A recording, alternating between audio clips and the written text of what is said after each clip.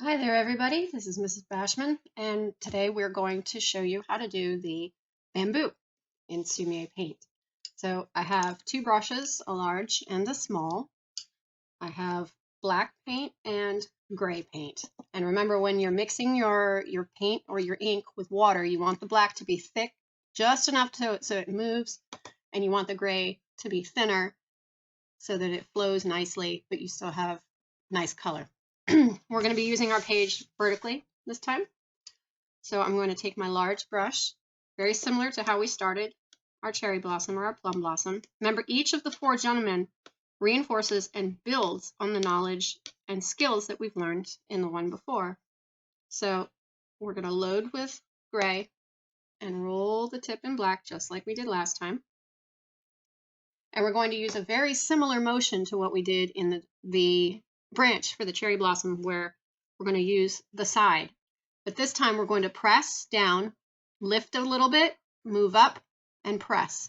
And I'm going to do it relatively fast, so watch how I do it. So press, lift up, move up, press. Skip, press, lift up. So when I move up and I press, you see how it's making that bone shape? And remember on the last one that we did with the cherry blossom, I mentioned if your bristles have a tendency to split and create this roughness, that's not a mistake. This is this quality is one of the qualities that is sought after in Sumie paint, and that's one of the reasons why the brushes are made the way that they are, so that they will create this look. So that is not a mistake. Don't freak out about it. So in order to create this shape, what we did was we took the bristles, we pressed them down, and then lifted the pressure just a little bit, not all the way off the page, just lifted it up just a little bit so less of the brush was touching. So I pressed down, I lift up, I moved up, and then I pressed down again. And that created the joints here of my bamboo. If you loaded it properly with the two tones of ink, you'll notice that the right side of my bamboo is darker than the left side of my bamboo. So that is the first method. We're going to do one bamboo stick using the sideways bristles. Now I'm going to show you a new technique. So once again, I'm loading my brush with gray and I'm wiping off the excess very well. I don't want it dripping. Now watch what I'm doing. I'm taking the bristles and I'm using my fingers and I'm flattening the bristles into a blade shape. You see how now it's a blade, like a shovel? It's flat and it looks like a square. So you're flattening the bristles so that it looks like a square-headed paintbrush. And what I'm going to do is I'm going to take the edge of this and I'm going to just touch the edge here in black and the edge over here in black. And you really don't want the middle to get black at all. So this is where it's good to have a little bit of just solid black on the edge of your dish here. I'm just touching the edge here and just touching the edge there. So if I did this right, you'll be able to see the two different values. And instead of doing the bristles on the side like we did before, I'm holding the bristles straight up and down so that the flat of the bristles is perpendicular to the page. And I bent it a little bit so that this is a skinnier bamboo stick and it's kind of going off to the side. So let me wipe off my brush and I'll bring it closer to you so you can see. Gotta find the camera. There we go. Center it a little bit. Okay. So you see how I have a dark edge, then gray in the middle, and then a dark edge. That's what we're trying to accomplish with this method. So just to review what I did, once I loaded with gray, I took my fingers and I flattened the bristles out so that it made a flat blade like this.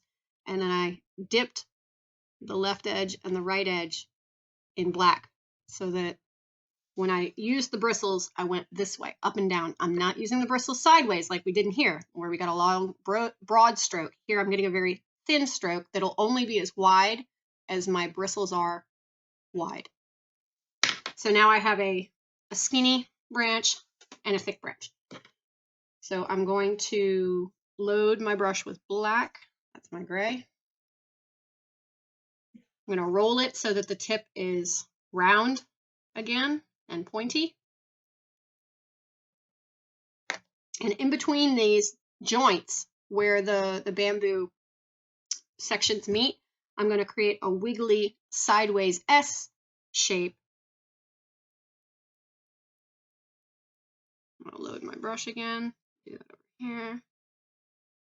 And it can be slightly wider than the bamboo. That's okay. And you notice that I stopped my bamboo a little bit before the top of the page. I didn't go too far to the right or too far to the left. Remember, negative space is very important here. So we really don't want to take up too much space. So once I've done that, then I'm going to put in a couple of little twigs where I'm going to put my leaves. Let's see. And I rolled it with black, and I rolled it so I have a nice thin tip. And I'm just going to brush the tip on here so I get a very, very skinny, thin looking twig. I'm not going to do too many, just a few little likely places. So I have 1, 2, 3 sections where I'm going to put some leaves. To do the leaves, I'm going to use black in my large brush. Actually, you don't need the small brush. You can do this whole thing with large. I'm going to wipe it off. This brush movement that we're going to be doing next is the leaf movement. And you're almost going to be using your bristles like a stamp. You're going to lay the bristles down and then pull towards you, and it should make a leaf shape, just like that. Some people get this technique right off the bat. I hate people like that. Or you're like me, it'll take a little bit of practice. Kind of with the, like we did with the branch and the plum blossom. If you just want to do a page of leaf shapes just to get the hang of it, feel free. I totally had to do that. I'm not doing too many. Oh, the way the bottom looked. Okay. Because I'm going to add some lighter leaves as well. And take a look at how bamboo leaves grow. They don't grow in a fan. They have different heights. Some of them are a little higher than others.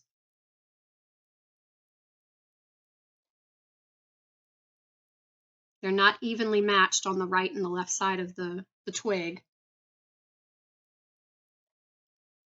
And they all grow up towards the sunlight, just like I was saying with the stamen of flowers. If this is where the sun is, all of your branches, all of your leaves are reaching towards that sun.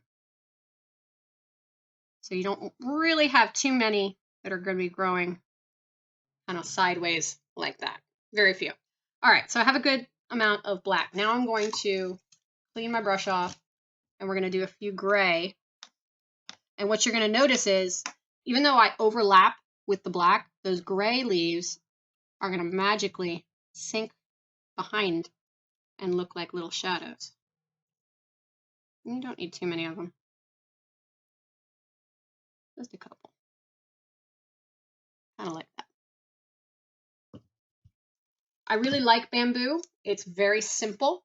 It only has 2 values, 1 color, black and gray. But we don't do this one first because you need to learn how to double load the brush and learn how to do the circles and the control of the brush that you get with plum blossom first.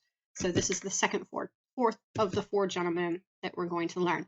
Again, you're going to do 3 practice paintings of this, take photos of it, and then upload it to your Artsonia page. All right, thanks.